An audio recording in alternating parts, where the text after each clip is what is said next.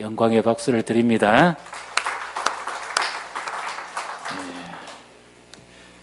한 주간 평안하셨습니까? 우리 앞뒤로 보시지는 마시고. 참 지금 우리가 살아가면서 가장 마음에 와닿는 말씀이 있다면 평안일 겁니다. 유대인이 흔히 말하는 살롬이죠. 아무 이상 없는 것이 평안이 아니라 주님과 함께 하는 것이 진정한 평안입니다. 요즘 우리 가족들이나 친척들, 성도들 간에도 전화를 해보시면 어떤 이야기가 주로 많이 나옵니까? 이런 이야기, 저런 이야기 다 나와도 결론적으로 마지막에 정리해보면 평안하냐 그 말입니다. 아무 이상 없는, 건강하고 무탈하고 또 모든 것이 순탄하기를, 그것이 진정으로 평안이겠죠. 우리는 참 연약합니다. 이 땅을 살아가는 우리는 참 얼마나 부족하고 또 연약하고 어리석은지요. 지금은 세계적인 이 코로나로 인해서 두려워하고 염려하는데 거기에 대해서 우리 아무런 대책 능력이 하나도 없습니다. 이 조그만 눈에 보이지 않는 이 공기 속에서 나타나는 바이러스 하나가 사람을 죽이기도 하고 고통에 빠지기도 하고 전 나라와 백성을 온 우주를 공포에 몰아넣습니다. 그에 비해서 우리는 정말 무능하고 연약하지요. 이럴 때일수록 두려움 가운데 있지만 우리 마음이 낮아져서 심령이 가난한 자가 되어서 주님을 더 의지하고 우리가 찾아올 수 있다면 이 모든 것이 속히 회복되어지고 평안한 날이 속히 이룰 줄 믿으시기를 바랍니다. 오늘 예수님께서 우리에게 주시는 말씀입니다. 내가 너희에게 나의 평안을 주기를 원한다. 예수님이 가지고 계신 평안을 주기를 원한다. 그렇게 말씀하셨죠. 성경을 좀 잘 보시면 이렇게 하시는 말씀이긴 합니다만 의미가 좀 담겨 있습니다. 우리 27절 우리 같이 읽습니다. 평안을 너희에게 끼치노니 곧 나의 평안을 너희에게 주노라. 내가 너희에게 주는 것은 세상이 주는 것과 같이 아니라 너희는 마음에 근심하지도 말고 두려워하지도 말라. 아멘. 누구나 다 평안하기를 원합니다. 평안한 삶, 평안한 세상, 평안한 나라, 평안한 가정, 평안한 일터, 직장 다 평안을 하기를 원하지요. 그런데 오늘 우리가 살아가는 이 세상을 예수님이 몰라서 그러실까요? 요즘 사람들이 왜 이렇게 불안에 떨고 두려워합니까? 길이 보이지 않죠. 내일이 보이지 않잖아요. 언제 끝날는지 어떻게 될는지 이럴 때 사람들은 마음이 막 동요합니다. 불안합니다.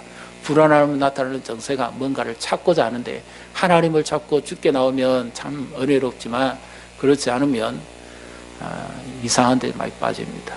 사회가 혼란할수록 이단이 많이 빠집니다. 그곳에 길이 있는가 진리가 있는가 싶어서 그쪽으로 많이 기울거리죠. 지금 신문에서 매스컴에서 계속 지금 그러죠.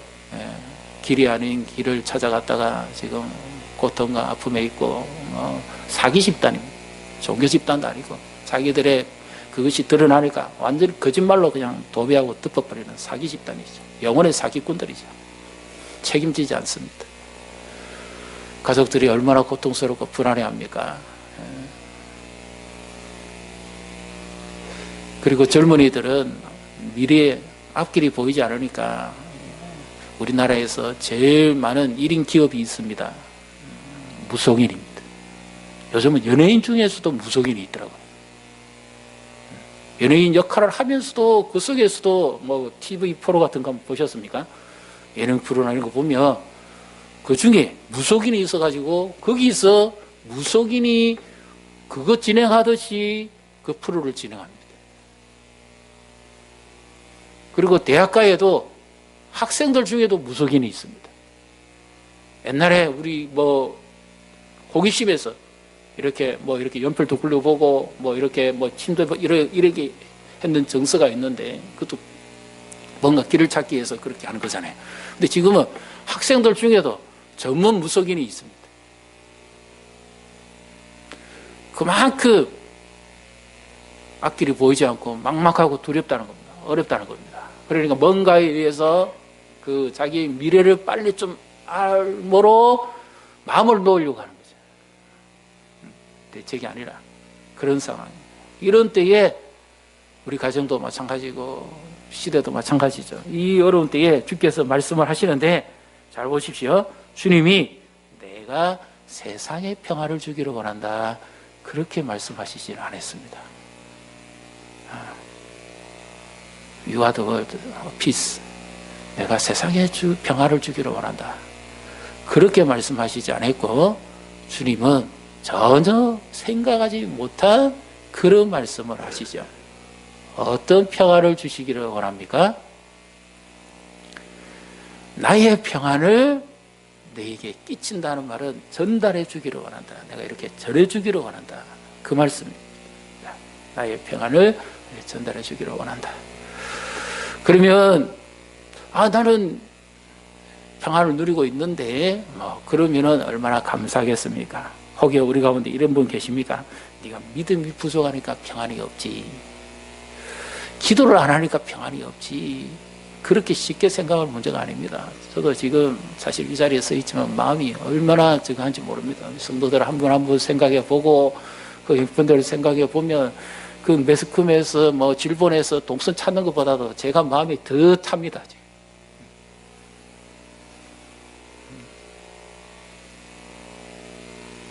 그러는 편인데 우리가 믿음이 없어서 아니면 좀 기도가 부족해서 평안하지 못하다.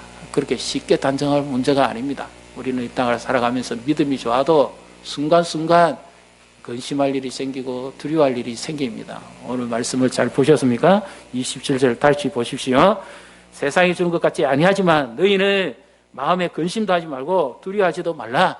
평안이 있으면 근심도 사라지고 두려움도 사라집니다. 믿습니까? 그런데 반대로 평안을 놓치면 근심도 생기고 두려워할 일도 많습니다.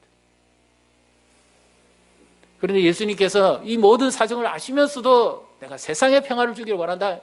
그렇게 말씀하시지 않았죠. 나의 평안을 주시기를 원한다. 지금 예수님이 어디로 갔습니까? 14장 앞부분에 보면 십자가를 지시기 위해서 지금 죽으러 가시는 길입니다. 그때 제자들이 주여 어디로 가십니까? 그러니까 지금은 너희가 그 길을 알지 못한다. 이후에는 알 것이다. 그렇게 말씀하셨으니까 제자들이 얼마나 당황하고 불안했겠습니까? 내일을 모르니까. 그런데 예수님이 하신 말씀은 나의 평안을 너에게 주기를 원한다. 그렇게 말씀하시죠. 자, 여기 예수님이 말씀하신 나의 평안은 어떤 의미일까요? 이것은 그 당시 제자들뿐만 아니라 유대인들, 오늘 우리에게 있어서도 상당히 이해하기 힘든 부분입니다. 그래서 예수님이 말씀하신 나의 평안이라는 것은 바로 이런 의미입니다. 완전한 하나됨인데 삼위일체, 성부 하나님, 성자 하나님, 성령 하나님은 완전히 일체죠. 하나죠. 그 속에서 누리는 평안함입니다. 세상은 어떤 부분도 완전해질 수가 없습니다. 왜냐? 우리 안에 죄가 있기 때문에. 이 세상에 죄가 있기 때문에. 하나님의 말씀을 불순종하고 죄가 들어올 순간부터 하나됨이 깨어졌습니다. 그때부터 걱정, 불안, 염려, 고통, 제약에 매여 살아갑니다. 그렇기 때문에 우리는 완전한 평안을 이 땅에서 누리고 살아가는 것이 참 어렵고 힘듭니다. 그럼에도 불구하고 주께서는 예수님이 지금 오늘 우리에게 이 평안을 누릴 수 있는 그 비밀을 지금 말씀해 주시는데 예수님이 아버지 그리고 성령 하나님과 삼위일체가 완전히 하나가 되어서 평안을 이루어가는 것처럼 우리도 그렇게 하나님을 의지하고 그렇게 바랄 때 이 평안이 주어지는데 그 모범을 예수님이 보여주십니다. 예수님이 아버지를 마치 자기가 아기가 되어서 전적으로 의존하는 것처럼 그렇게 지금 표현하고 있는 말씀입니다. 그래서 우리 보면 아버지, 아이, 애들은 순수하잖아요. 부모가 뭐라고 말하면 그대로 다 믿어버립니다. 할아버지가 뭐 사주기 그러면 그거 다 믿어버립니다. 따지고 분석하고 그게 없어요. 그냥 전적인 의지입니다. 이와 같이 너희도 하나님 나라를 받들지 않으면 결단코 이루지 못할 것이다. 들어가지 못할 것이다. 그렇게 말씀하신 것처럼 우리 심령이 가난해서 전적으로 하나님을 의지하고 그 주님을 바라볼 수 있다면 우리에게 지속적인 평안함이 임한다 하는 것에 관해서 지금 말씀합니다. 그래서 세상이 가질 수 있는 평화가 아니라 예수님이 가질 수 있는 평화인데, 우리 성경을 한번 찾아보십시다. 조금 불편하시더라도 오늘 이 말씀을 줄을 치놓으시고 주보를 꽂으시고 요한복음 1장 12절 말씀을 한번 같이 찾아서 함께 우리 읽도록 하겠습니다. 요한복음 1장 12절, 우리 잘 외우기도 하시는 말씀인데 우리 같이 읽습니다. 영접하는 자, 곧 그 이름을 믿는 자들에게는 하나님의 자녀가 되는 권세를 주셨으니. 우리 한글 성경을 번역하면서 참 잘했습니다. 그리고 개역에서 개정도 보면서 믿는 자들에게는 자녀에 대한 권세 또는 특권을 주셨으니, 예전 성경이 그랬죠. 번역을 참 잘했는데 가장 핵심적인 한 단어를 제대로 살리지를 못했습니다. 그 말씀의 의미는 영접하는 자는 어떤 의미냐? 믿고 있는 자를 말합니다. 그 이름을 믿는 자들이 아니고 그 이름을 믿고 있는 자들에게, 분사형입니다. 믿음으로 계속해서 믿고 의지하는 자에게 그런 권세와 특권을 주시는데, 그 권세와 특권 가운데 하나가 바로 뭡니까? 오늘 주께서 주시는 나의 평안함입니다.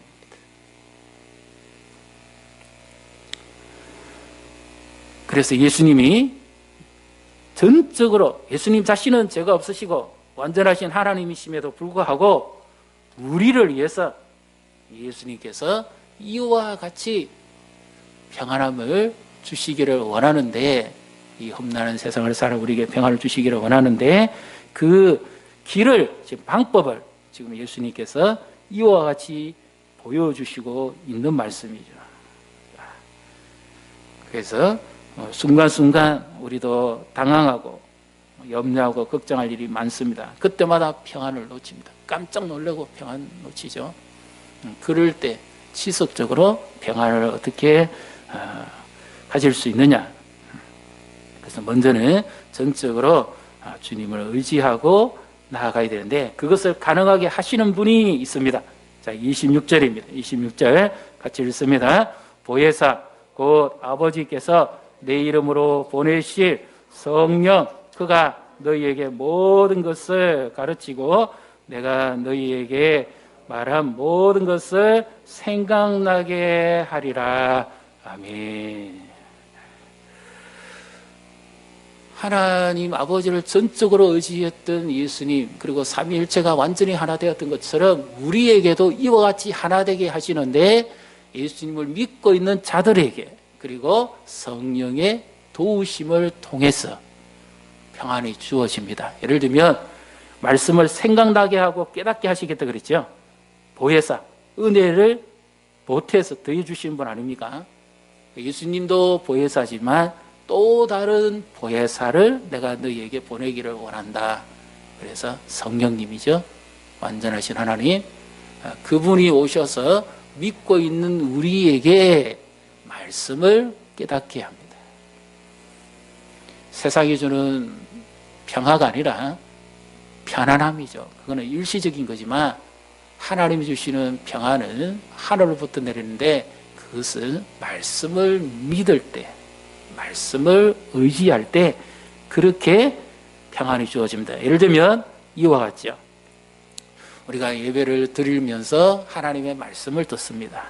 염려하고 걱정했던 일이 있었는데 그 말씀을 듣고 그 말씀이 깨달아집니다.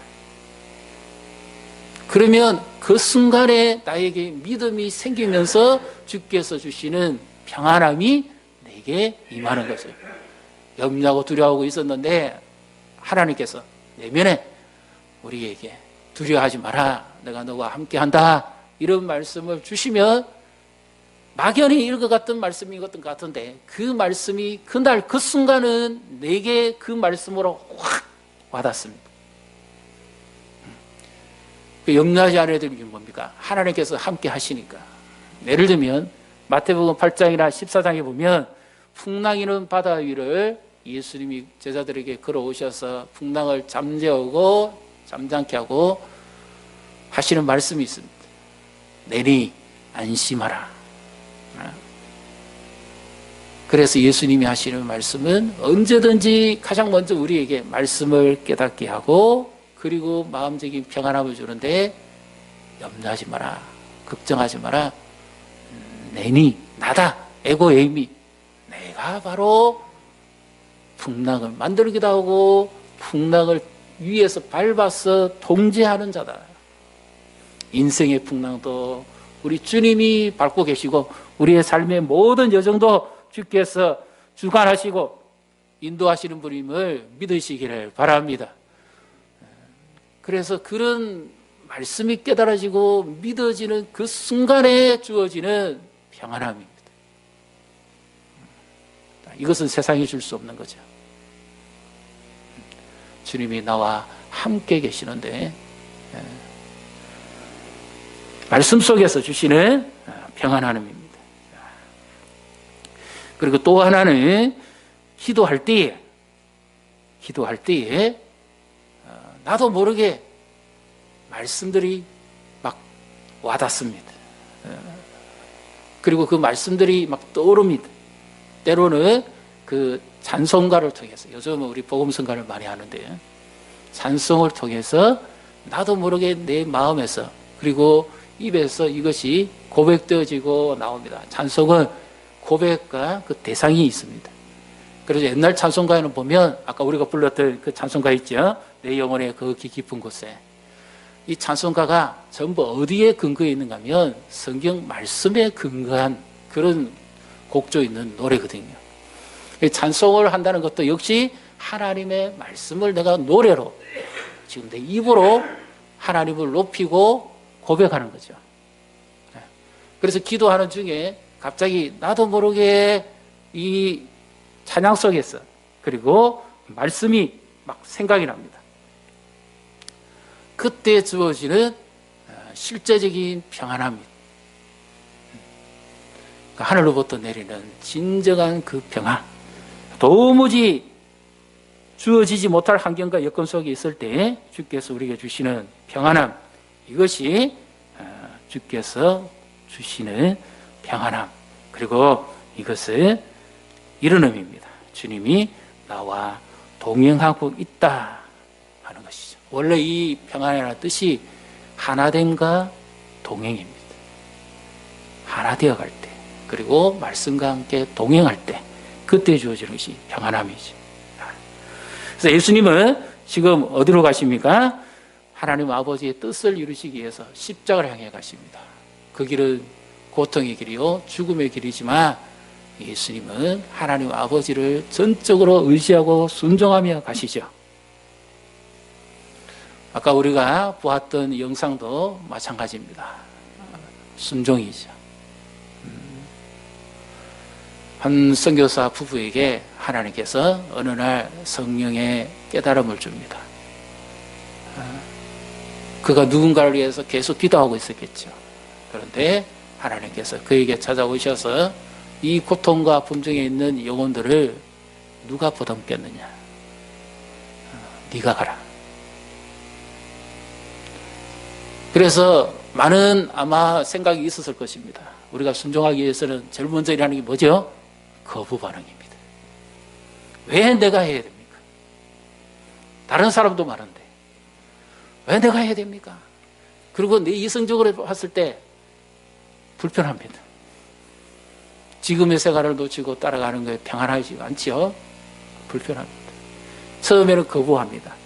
그 다음에는 하나님과 더불어 타협하려고 그럽니다. 하나님, 만약에 이제 이렇게 타협점을 찾지요. 그러다가 이제 마지막에 강끈에 끌려서 따르게 됩니다. 그 강끈하심은 바로 사랑이죠. 그 영혼들을 생각하게 하고 눈물 나게 하고 기도하게 하는데 그들의 그 마음속에 그리스도의 사랑이 자리를 잡죠. 충만하게 밀려오죠. 그래서 내가 너를 위해 십자가 지고 죽었지 않느냐. 내가 너 영혼을 그렇게 사랑해서 내가 이 땅에까지 오지 않았느냐. 내가 너를 통해서 이와 같이 함께 하지 않았느냐. 그러니까 네가 가라. 그러면 내가 너와 함께 할 것이다. 하나님의 강권적인 사랑과 은혜에 의해서 길을 나서죠. 가본 적도 없습니다. 전혀 본 적도 없어. 타 문화, 타지에 가서 그 고통받는 가운데 있는 자들, 전쟁 트라우마와 공포에 떨고 있는 자들을 안위하고 그들을 껴안아야 되는데 얼마나 힘이 들겠습니까? 자기 힘으로 그것을 할 수 있겠습니까? 자기를 부인하지 않고서는 도무지 할 수 없어요. 그럴 때마다 주님을 의지하게 되겠죠. 주의 능력을 붙잡게 되겠죠. 그러니까 주님께서 그를 통해서 주의 사랑을 나타내주고 그의 마음을 붙들고 그들에게 이 복음이 능력이 전파되게 해서 그 고통 가운데 죽어가는 영혼들이 주님께로 돌아오게 하지요. 주와 같이 동행할 때 주께서 놀라운 평안, 도무지 이루어지지 못하는 죽음의 땅, 고통의 땅, 병든 땅, 벌어진 땅, 소외된 땅에도 하늘의 평화가 주님과 동행할 때 임한다는 사실을 믿으시기를 바랍니다. 오늘 우리도 마찬가지입니다. 말씀을 깨닫게 하고 그 말씀을 따라 동행하면 하늘로부터 내리는 평화가 우리 가정에도 직장에도 일터에도 자녀들에게도 이 땅 우리나라 민족에도 열방에도 임한다는 사실을 믿으시기를 바랍니다. 만약에 뒤집어 생각해 보십시다. 우리는 복을 받기를 원합니다. 그런데 아브라함이 하나님의 말씀을 듣고 그 땅을 가지 아니했다면 가나안 땅은 누구에게 갔을까요? 다윗이 하나님의 말씀을 듣고 광야로 나가지 아니했다면 다윗이 왕이 될 수 있었겠습니까? 요셉이 하나님의 말씀을 따라서 자기가 원하지는 않았지만 몰랐지만 애굽에 가서 그런 고통과 그런 낮아짐과 그런 훈련을 받지 않았다면 애굽의 총리가 될 수 있었을까요? 제가 말씀을 읽으면서요, 우리가 흔히 제일 잘 아는 말씀인데 제가 가만히 생각해 보면서 유독 요즘 들어서 절절히 좀 이렇게 생각나게 하는 말씀이 하나 있습니다. 믿음의 조상 아브라함이죠. 그 다음에 이삭입니다. 그 다음에 야곱이잖아요. 맞죠? 그런데 에스가 물론 하나님의 섭리에서 그렇습니다만 장자권을 버리지 않았다면 이름이 어떻게 바뀝니까? 아브라함, 이삭, 에스의 하나님으로 되잖아요. 믿지요? 맞지요? 에스가 이 큰 복을 놓치는 거예요. 바보같이 파죽한 그러게. 얼마나 어리석습니까? 지금 생각해 보십시오. 그 당시에 에스가 그것을 나중에 알았는지 모르지만 야곱 죽이려고 하는 이유가 뭐예요? 그러니까 할아버지 아브라함의 하나님, 아버지 이삭의 하나님, 그리고 자신에게로 오는 하나님, 이 복과 이 축복, 이 특권을 놓치고 마는 겁니다. 그보다 더 놀라운 것이 뭡니까? 구약에서는 이제 언약적 복을 생각하니까 앞으로 오실 그리스도가 자기 가문으로 와야 되잖아요. 에서가 가장 후회하고 놓친 게 뭐예요? 그리스도 오는 길을 자기가 스스로 막아버렸잖아요. 차버렸잖아요.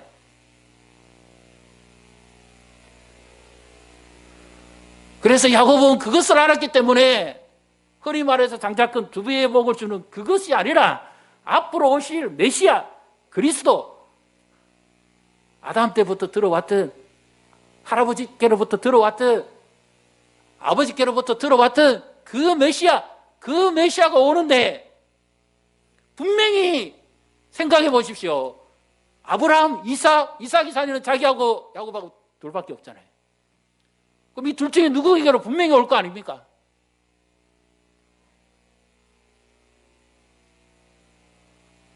에스가 이걸 놓친 겁니다.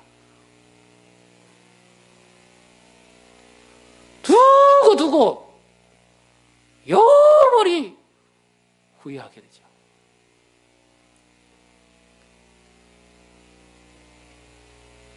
우리도 마찬가지입니다.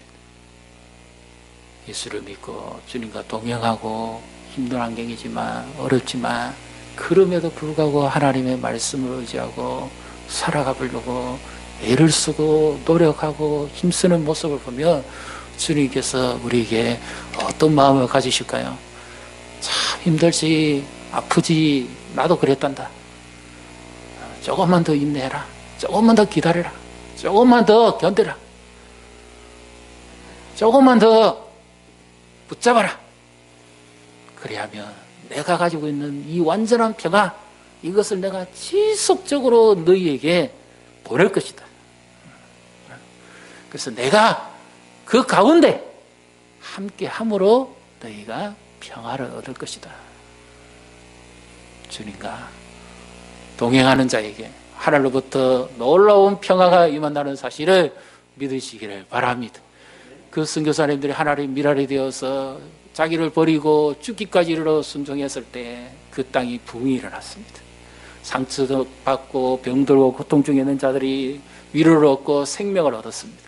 그리고 무엇보다 그 땅에 예수 그리스도의 복음의 씨앗이 심어졌습니다. 전쟁 중에 그 고통 중의 땅이 진정한 평안의 땅으로 바뀌었습니다. 오늘 우리가 주의 말씀을 따라서 동행하고 힘들지만 어렵지만 이럴 때일수록 주님을 더 가까이 하고 주님을 따라 살며 주께서 우리에게 예비하신 지금보다도 더 놀라운 역사를 경험하게 된다는 사실을 믿으시기를 주님의 이름으로 축복합니다. 주의 말씀이 생각납니다. 그리고 그 말씀을 따라서 거부하지 말고 타협하지 말고 그 사랑에 끌려서 내 자신을 내려놓고 그렇게 헌신하고 살아가면 주께서 평안을 주시는데 또 우리는 연약하잖아요. 순간순간마다 그 평안을 놓치기도 하죠. 그러니까 예수님도 그러셨죠. 제일 두렵고 떨릴 때가 예수님에게도 있었지 않습니까? 십자가를 지시기 전날 밤에는 예수님의 그 인성의 모습을 그대로 보여줍니다. 그것은 우리 사람이 가지고 있는 인성의 연약함과 고통을 그대로 보여주는 거죠. 예수님은 죄가 없으심에도 그렇게 그 순간만큼은 인성의 그 연약함을 그대로 나타내 보이셨습니다. 그렇다면 죄를 가지고 있는 우리는 얼마나 더 고통스러울까요? 얼마나 더 불안할까요? 얼마나 더 흔들릴까요? 요즘은 가짜뉴스 때문에 사람들이 더 공포에 든다고 그러는데요. 소식만 들으면 막 깜짝깜짝 놀랍니다. 그런 우리의 연약함입니다. 이런 현실 속에서 살아갑니다. 그런데 그때도 주님은 아버지 하나님께 기도하면서 자신도 전능자지만 신성을 다 내려놓고 전적인 아버지의 뜻에 따르지요. 아버지여 내 뜻대로 마옵시고 아버지의 뜻대로 하옵소서. 예수님에게 정말 힘든 것이 그거 아니었을까요? 자기도 전능자고 자기도 하나님인데 힘이 없는 것도 아닙니다. 얼마든지 십자가 안 지실 수도 있어요. 또 십자가에 달려있었을 때도 요즘 뭡니까? 아이들을 저기 보내 영상에 보면 무슨 인조인간이 아니라 이상한 이런 순간적으로 내려와가지고 막 다 적들을 물리치잖아요. 예수님 십자가에서 한 번만 내려오셔가지고 막 이랬으면 절단 나는 거 아닙니까? 그런데 하나님이 아버지의 뜻을 이루기 위해서는 길이 참고 인내하셔가지고 마지막까지 물과 피 한 방울까지 다 쏟아주시고 우리를 위해서 스스로 죽음을 내어주신 거죠. 선택하신 거죠. 누가 죽인 것이 아니죠. 예수님이 십자가의 고통에 못 이겨서 죽으신 것도 아니고 그렇게 생각하시면 안 됩니다. 예수님 피가 모자라서 돌아가신 것도 아닙니다. 성경에 보면 예수님은 스스로 그 목숨을 스스로 내어놓으셨어요. 나는 버릴 권세도 있고 찾을 권세도 있다고 말씀하신 것처럼 고통이 못 이겨서 아파서 예수님이 돌아가신 건 결코 아닙니다. 죽음을 이기신 예수님이잖아요. 그런데 예수님도 연약함을 보이셨습니다.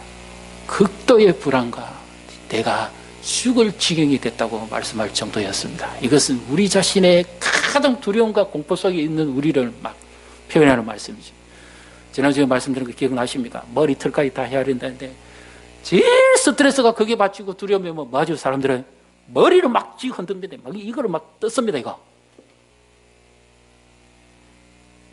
너무너무 견디기 힘들고 그러니까 막 머리